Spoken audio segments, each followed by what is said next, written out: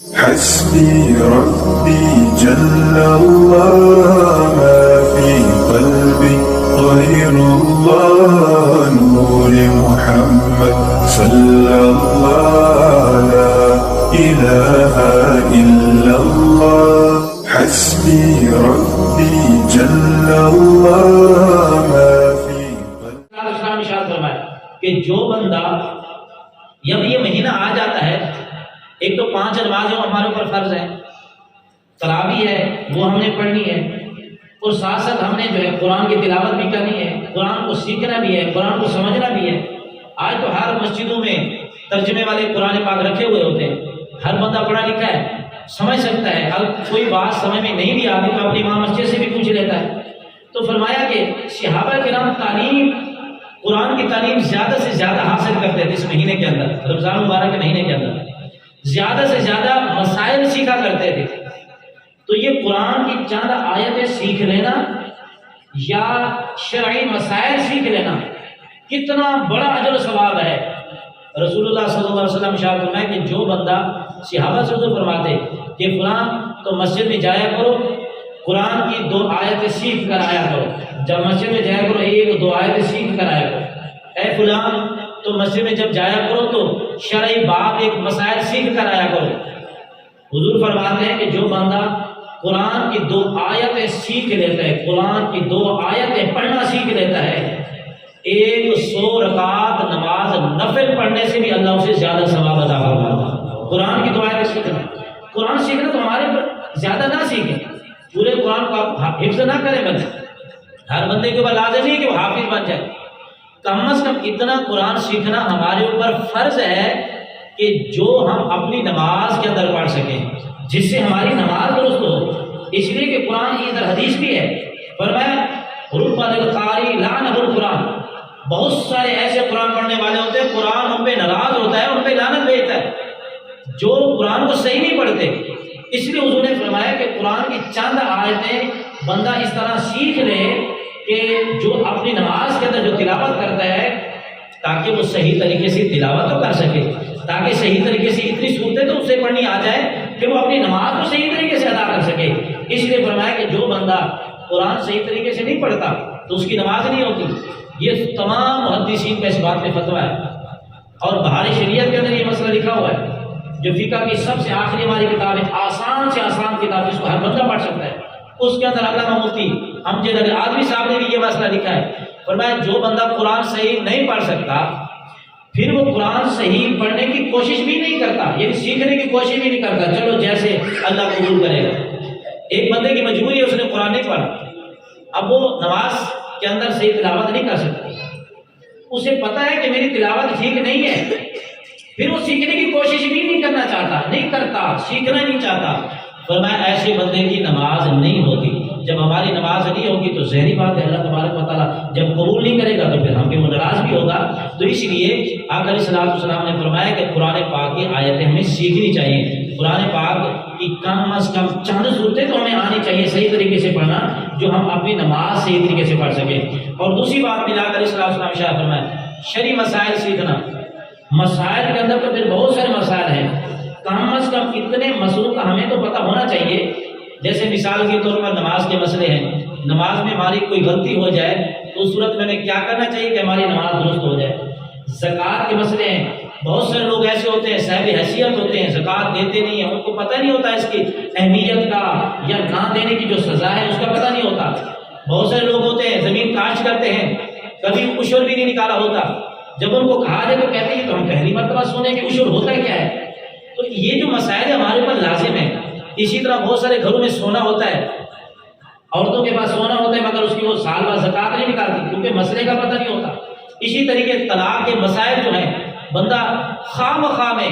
بیوی روٹی لیٹ دے، یہ چھوٹی چھوٹی باتوں پہ آ کر جھگڑا جب کرتے ہیں بیوی سے، غصے میں آ کر 3 طلاقیں ایک دم دے دیتے ہیں۔ اس کی جو نوعیت ہوتی ہے، جو اس کی سزا ہوتی ہے، جو اتنا بڑا جرم ہوتا ہے، اس جرم کو انہیں کوئی اندازہ نہیں ہوتا۔ وہ سمجھتے ہیں کہ بس 3 طلاقیں میں نے دے دی پھر کوئی کفارہ دینا پڑے گا۔ بہت سارے جاہل بھی بیچ میں ایسے نکل آئے جو آ کر یہ کہتے ہیں کہ کفارہ دے دو، 60 بندوں کو کھانا کھلا دو، ایسا کر دو، حلال ہو جائے گا۔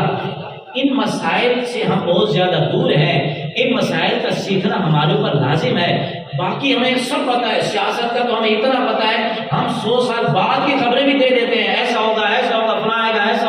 ہوگا فلاں کے آنے سے وہ ٹھیک ہوگا، فلاں کے آنے سے، جس کا ہمیں کچھ پتا نہیں۔ جو چیزیں سیکھنا ہمارے پر بے فائدہ ہے ان چیزوں کا ہمیں بہت پتا ہوتا ہے، جن چیزوں کا سیکھنا ہمارے پر لازم ہے، ضروری ہے، اللہ نے حکم دیا ہے، رسول اللہ صلی اللہ علیہ وسلم نے حکم دیا ہے، اس چیز کی طرف ہم توجہ نہیں دیتے۔ تو یہ جو آنے والا ماہ مبارک ہے، اس میں یہ عہد کریں، کوشش کریں،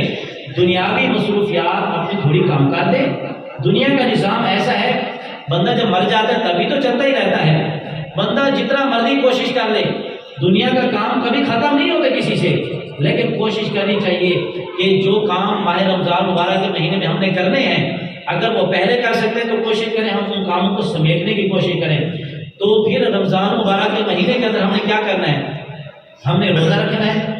روزہ کی پورے جسم کا روزہ رکھنا ہے، یہ نہیں کہ صرف پیٹ کا روزہ ہو جائے، زبان سے سارا دن کچہریوں میں بیٹھ کر، کچہریاں لگا کر، ڈیرے پہ، بازار میں، کسی جگہ بیٹھک میں، چوک چوراہے میں بیٹھ کر سارا دن بولتے رہے، فضول بولے، کسی کی غیبت، کسی کی چغلی، برا بھلا اس طرح کی بات، پھر روزے کا کیا فائدہ ہوگا؟ جس طرح پیٹ کا روزہ، اسی طرح ہم نے زبان کا بھی روزہ رکھنا ہے۔ پورا مہینہ ہم نے فضول بات منہ سے نہیں کرنی، یا تو قرآن کی تلاوت کرنی ہے، یا ذکر کرنا ہے، درود پاک پڑھنا ہے، یا کوئی اچھی بات کہنی ہے جس سے ثواب ہو، بری باتوں سے ہم نے بچنا ہے۔ ہم نے آنکھ کا بھی روزہ رکھنا ہے، ہم نے پیٹ کا، آنکھ کا،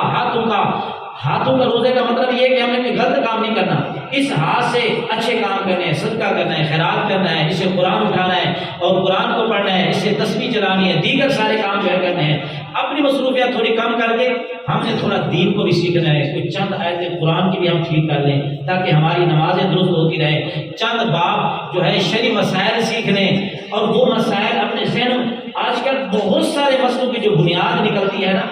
بندہ آگے مسئلہ بیان کرتا ہے ہمارے سامنے، کوئی بندہ پوچھتے ہیں کہاں سے پڑھا، کس عالم سے پوچھا، کہتے ہیں ہم نے سنا، اگر تھوڑی تحقیق کر لینا کہاں سے سنا، اس کی جو بنیاد ہے یا فیس بک نکلتی ہے یا کوئی عورت جا کے نکلتی ہے، بیویوں سے ہم نے سنا، ہماری دادی کہتی تھی، ہمارے فلاں کہتے تھے، یہ کوئی بنیاد نہیں ہوتی۔ مسئلہ سیکھنا ہے کسی مستند مفتی سے سیکھنا ہے، اس سے پوچھنا ہے، یا کتاب میں جو ہے آپ نے کھول کے پڑھ لینا ہے، دیکھ لینا ہے، تو مسئلہ بھی صحیح جگہ سے ہمیں جو ہے حاصل کرنا چاہیے۔ آقا علیہ السلام ارشاد فرمایا جو بندہ ایک مسئلہ سیکھتا ہے، ایک مسئلہ، کیونکہ رمضان مبارک کے مہینے کے اندر ہماری کوشش بھی ہوتی ہے ہم کوئی ایسا عمل کریں جس کا زیادہ ہمیں ثواب ملے، زیادہ نیکیاں مل جائیں، عمل چھوٹا ہو نیکیاں زیادہ مل جائیں۔ ہر بندہ یہ شارٹ کٹ جانا چاہتا ہے کہ جنت میں کام چھوٹا اجر زیادہ، وہ بتانے لگا ہوں۔ حضور نے ایک تو یہ فرمایا کہ قرآن کی 2 آیتیں سیکھ لو، 100 رکعت نماز نفل پڑھنے سے زیادہ ثواب ملتا ہے۔ پھر میرے نبی نے فرمایا ایک شرعی مسئلہ سیکھ لو، ایک مسئلہ، دین کا مسئلہ، شریعت کا مسئلہ، ایک مسئلہ سیکھ لو، اللہ 1000 رکعت نماز نفل پڑھنے سے زیادہ ثواب عطا فرماتا ہے۔ تو یہ دین کا مسئلہ سیکھنا یہ کوئی عام بات نہیں ہے، یہ کوئی عام جو ہے عبادت نہیں ہے، ہر چیز سے بڑھ کر زیادہ ثواب دین سیکھنے سکھانے پر اللہ انسان کو عطا فرماتا ہے۔ کوئی ایسی عبادت نہیں اس کے علاوہ، دین سیکھنا سکھانا اس کے متعلق حدیث میں آتا ہے، اس کے علاوہ کسی اور عمل کے بارے میں نہیں آیا۔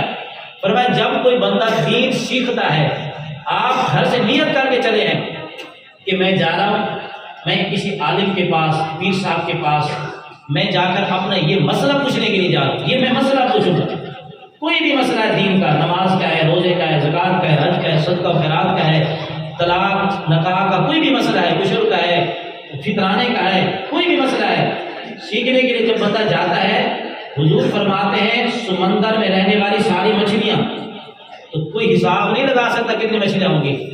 آسمان و زمین میں رہنے والے سارے فرشتے، ساری مخلوق اس بندے کے لیے بخشش و مغفرت کی دعا کرتے ہیں، تو کتنا بڑا اعزاز ہے اس بندے کے لیے۔ اللہ تعالیٰ ہم سب کو اس پر عمل کرنے کی توفیق